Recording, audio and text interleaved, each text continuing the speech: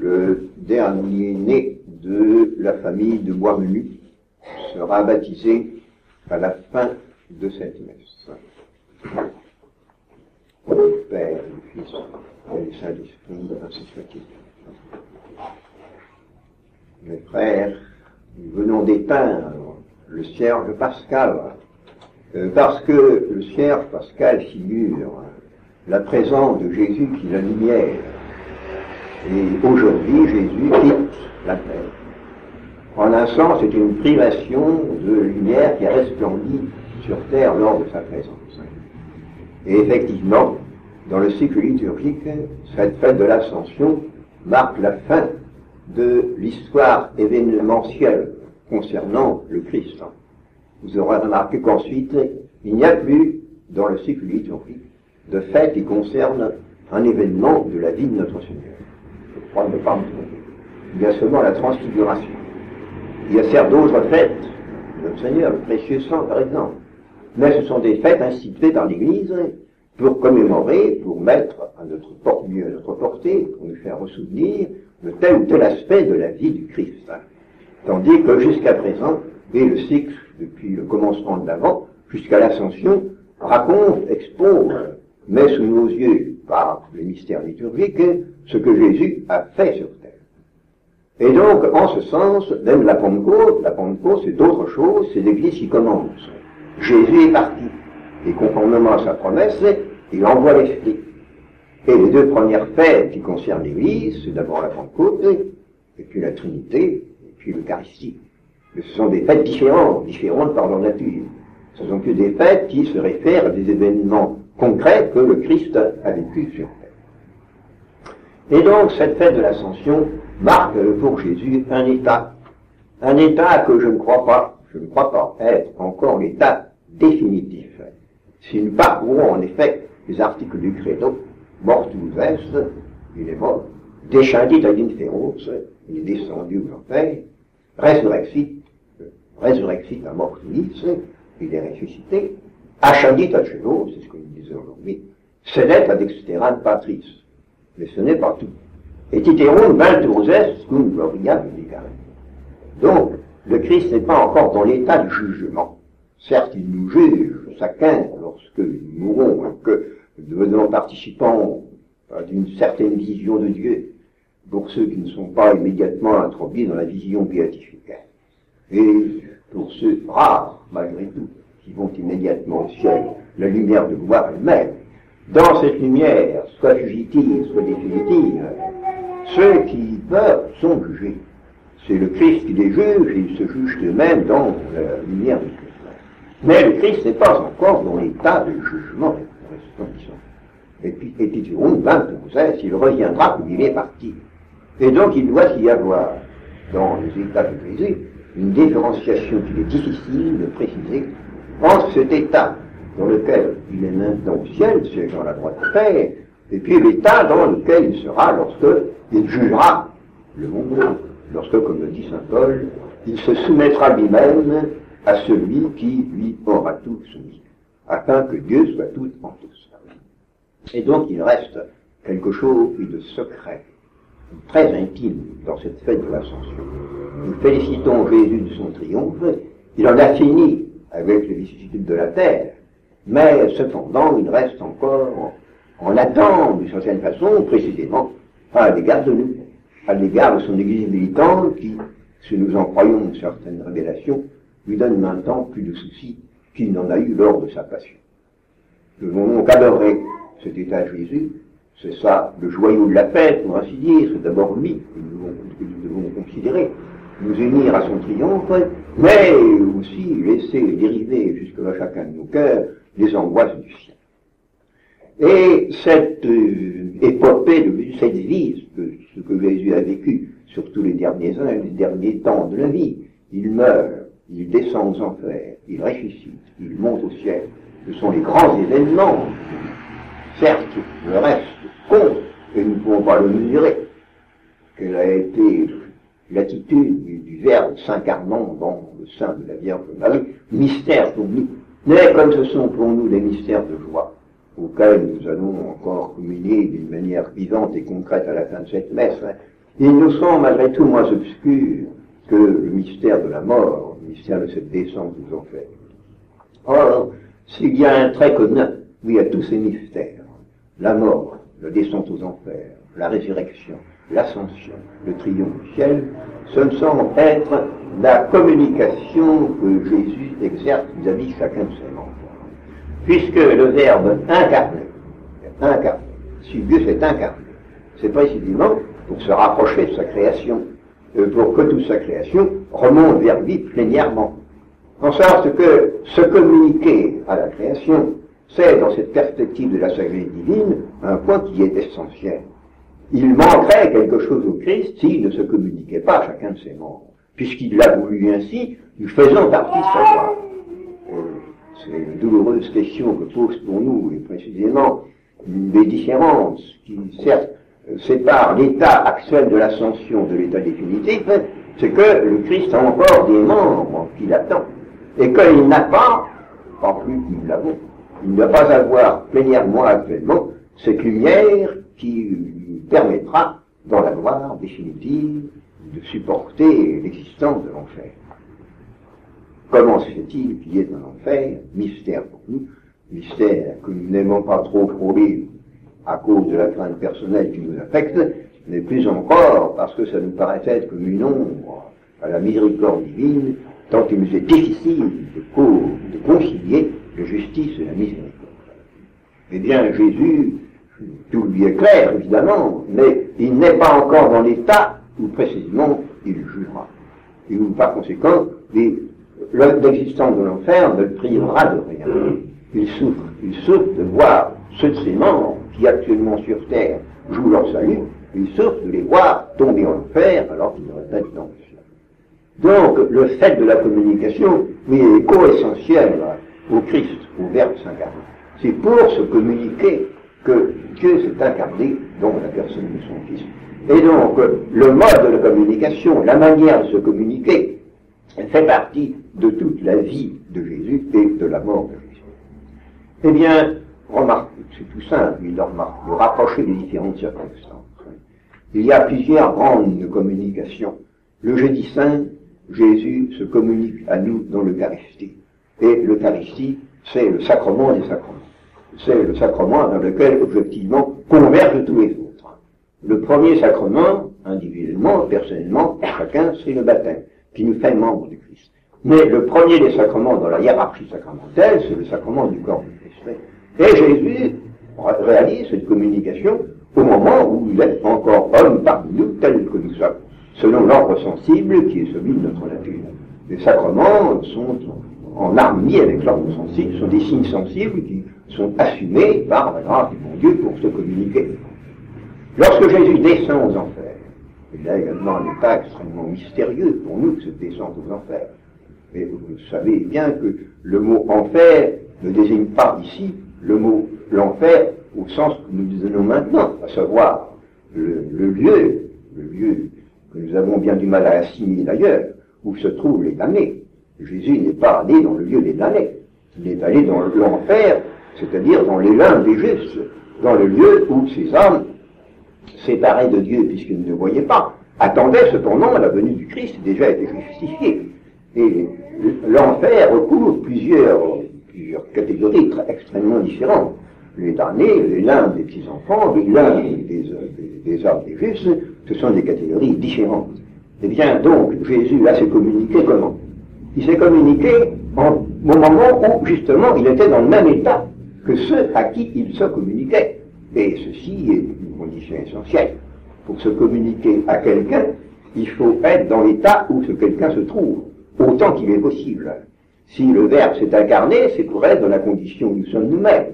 Si Jésus est descendu aux enfers, âme et corps séparés, le corps n'est pas descendu aux enfers, c'est l'âme qui y est descendue. L'âme de Jésus était donc dans le même état que ces âmes à qui il venait communiquer l'espérance de la vie éternelle, et certainement la vie éternelle, mais cependant avec l'attente du corps, de la résurrection du corps. Ne l'oublions pas, l'âme séparée n'est pas une personne humaine, l'âme séparée demeure à l'attente de son corps. Il y a donc un désir, mais qui est inhérent même à ces âmes qui vouent à Dieu, le même désir que Jésus portait dans son âme avant de ressusciter, le désir du corps glorifié qui achèvera la communication venant de Dieu dans la chair qu'il a créée. Et puis, lorsque Jésus est ressuscité, et cette période si attachante qui se clôt aujourd'hui entre le moment de la résurrection et le moment de l'ascension, qu'est-ce que Jésus a communiqué surtout? La foi. C'est ce dont il est question dans toutes les apparitions, soit par mode d'exhortation, soit par mode de reproche, soit en donnant des signes, soit en reprochant de ne pas avoir cru sans signe.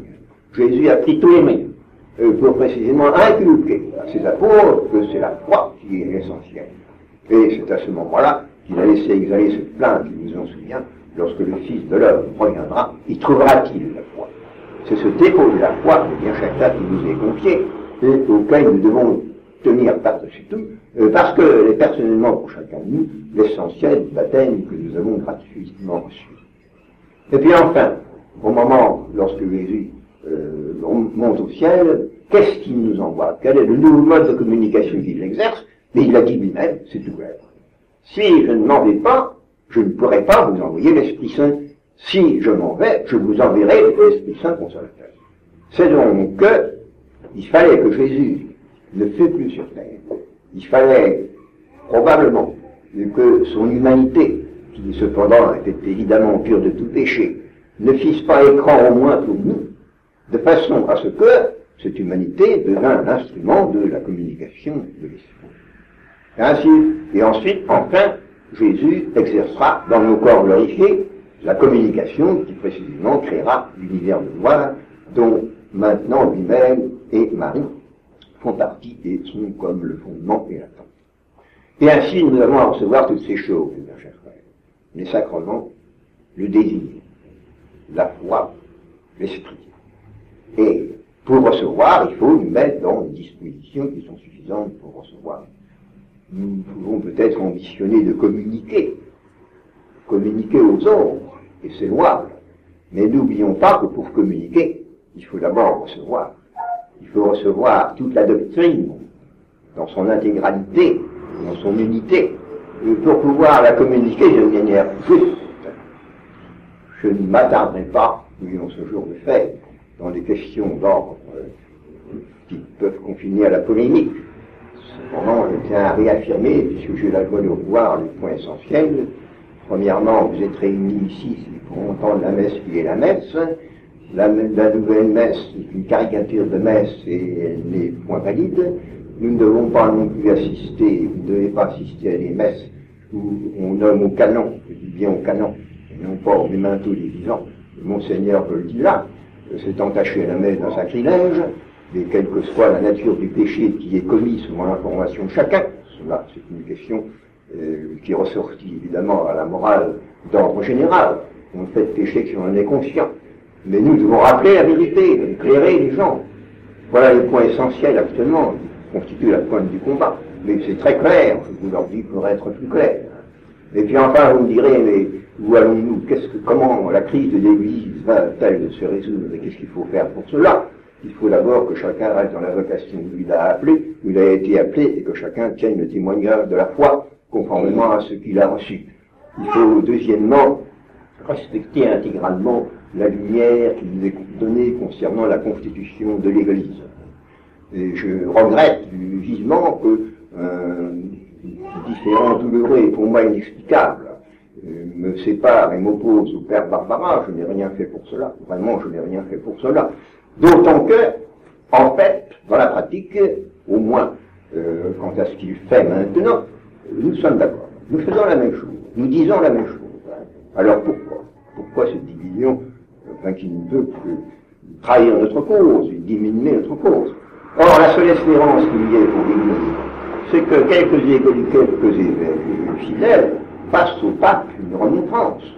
Ce n'est pas le Père Barbara ou le Père Vera ou même Monseigneur Lefebvre, qui n'est pas un évêque résident, qui sont qualifiés pour faire une monition au pape.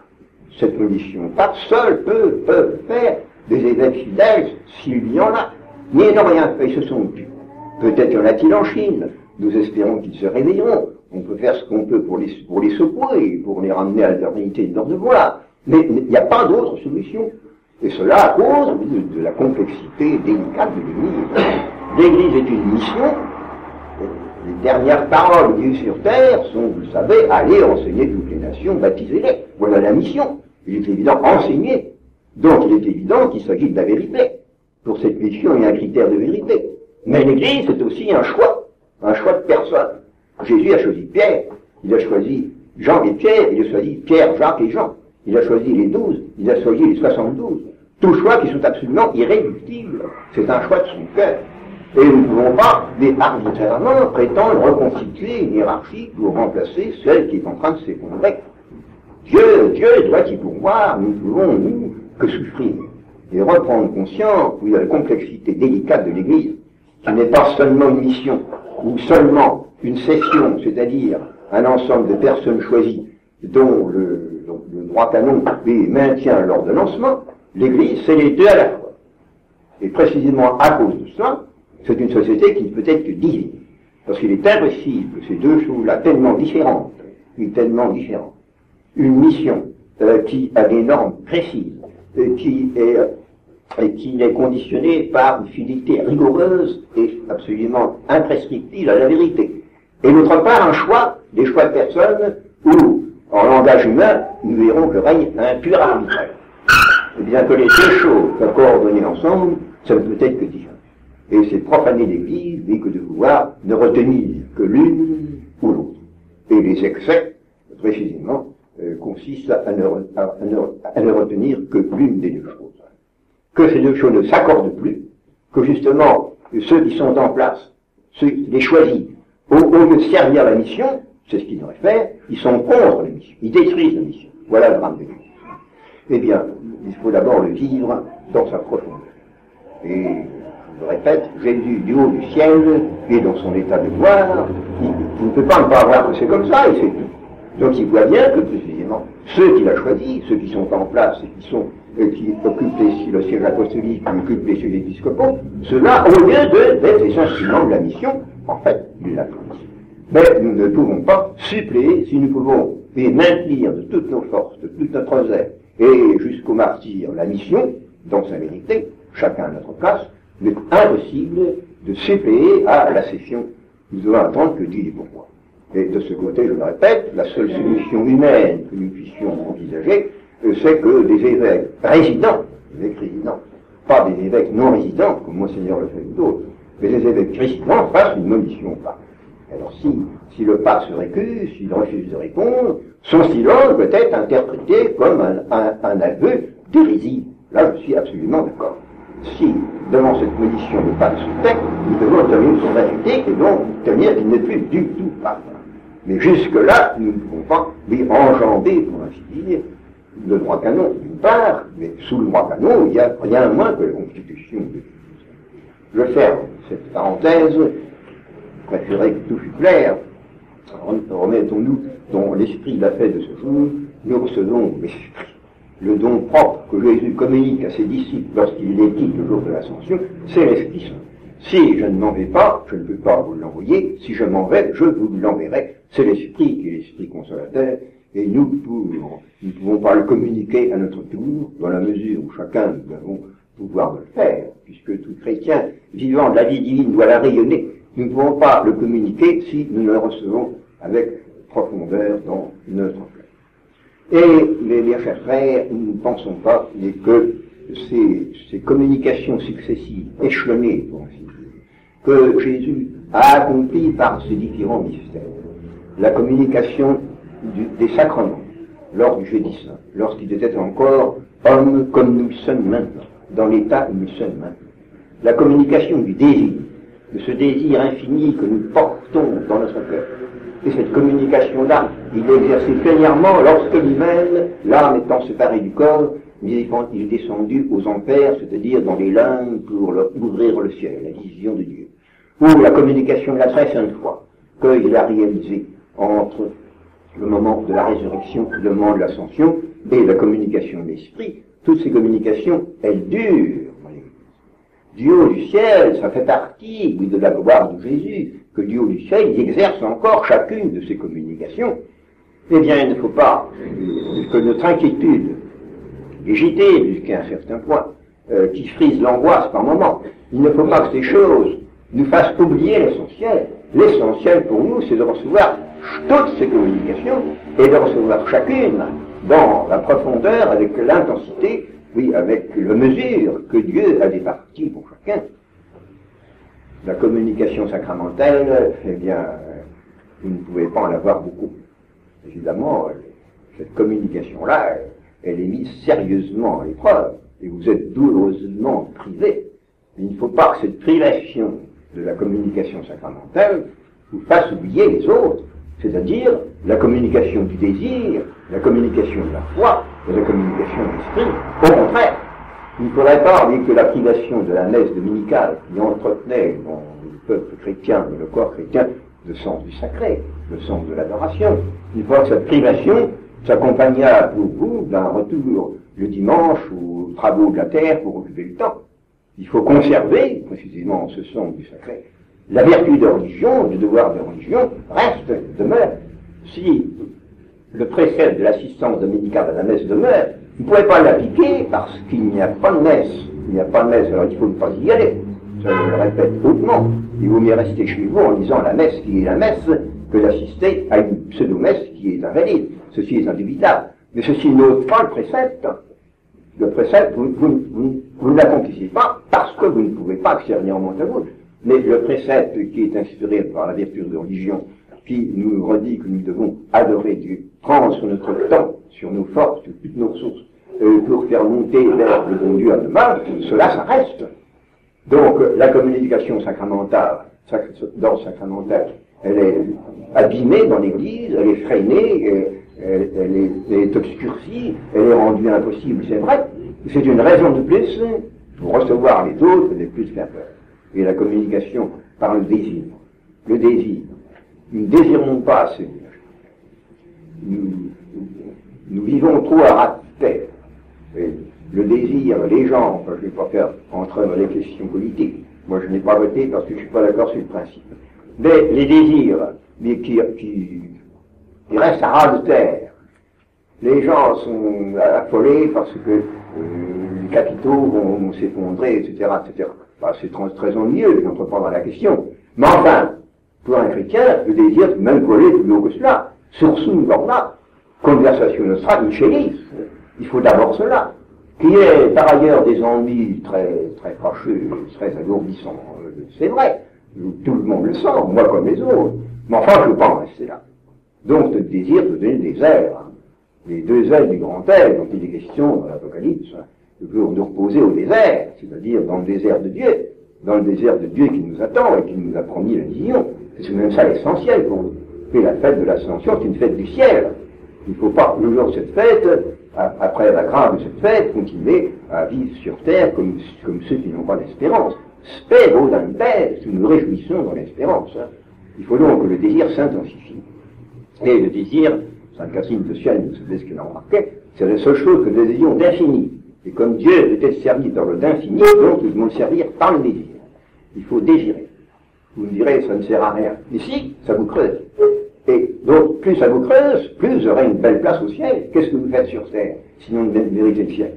Et donc, il faut rendre cette place plus belle, la participation à la vision divine, elle est mesurée par le désir que nous en avons, et précisément par le dégoût que nous inspire la terre, par le fait de cette terre qui devient absolument inhabitable, par le fait même, le bon Dieu nous contraint de redresser le cours de nos désirs, de rassurer l'impact qui est seul digne de ce désir infini que nous portons dans notre cœur, et qui est précisément, oui, le secret le plus profond du mystère de Dieu. Et puis la foi.